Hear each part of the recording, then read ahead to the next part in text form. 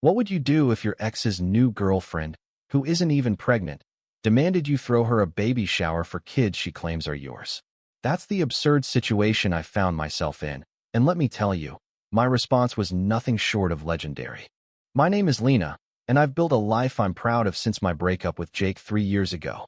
We were together for 5 years, dreaming of a future with kids and a white picket fence. But Jake's wandering eye and knack for breaking promises shattered that dream. I walked away, rebuilt myself, and found peace running my small event planning business in the heart of the city. I thought Jake was a closed chapter until his new girlfriend, Tara, slid into my DMs with a request so wild it could have been ripped from a soap opera. Tara's message was polite but dripping with entitlement. She introduced herself as Jake's fiancée and claimed they were expecting a baby shower for our kids. I blinked at my phone, rereading the words. Our kids? Jake and I never had children. Tara wasn't pregnant. I'd seen her Instagram.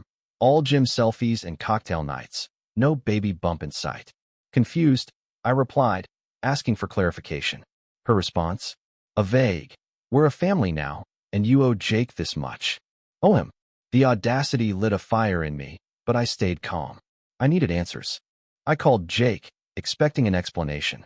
Instead, he spun a bizarre tale. Tara, he said, had adopted his dreams of our future kids we'd only ever talked about. She believed hosting a baby shower, with me as the planner, would heal old wounds and unite us as a modern family. I nearly choked on my coffee. This wasn't about healing. It was about control, about Tara staking her claim on a past she had no part in. I hung up, my mind racing. I could have ignored it, but something in me snapped. If Tara wanted a show, I'd give her one she'd never forget. I agreed to host the baby shower, but on my terms. I told Tara I'd plan an event that would honor our shared history. She was thrilled, oblivious to the storm brewing.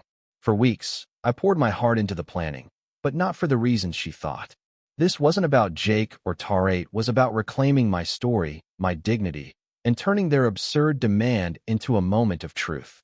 The venue was a chic rooftop garden, strung with fairy lights and filled with pastel balloons. I invited Tara's friends, Jake's family, and a few of my own allies, people who knew the real history.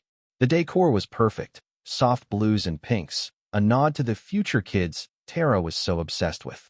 But the centerpiece wasn't a diaper cake or a stork, it was a custom photo wall, a timeline of my life with Jake. Pictures of our happier days, captions detailing our dreams, and, most importantly, the moment I walked away. It was raw, honest, and unapologetic. As guests arrived, Tara beamed, thinking she'd won some twisted victory.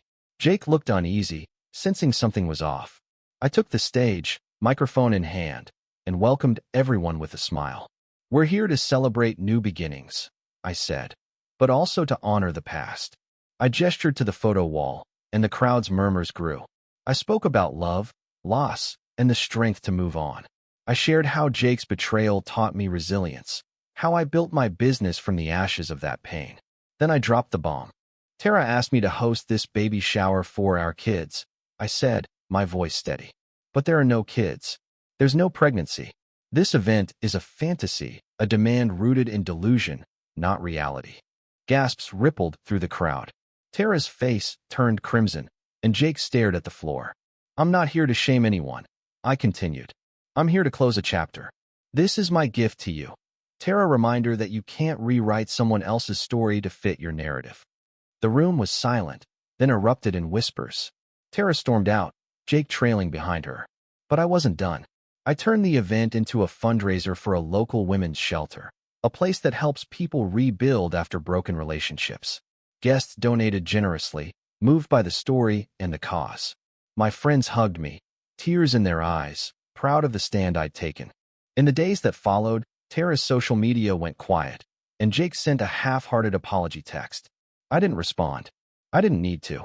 I turned their manipulative game into a moment of empowerment, not just for me, but for everyone who'd ever been asked to bend to someone else's absurdity. My business sword clients loved the story of the epic baby shower that wasn't.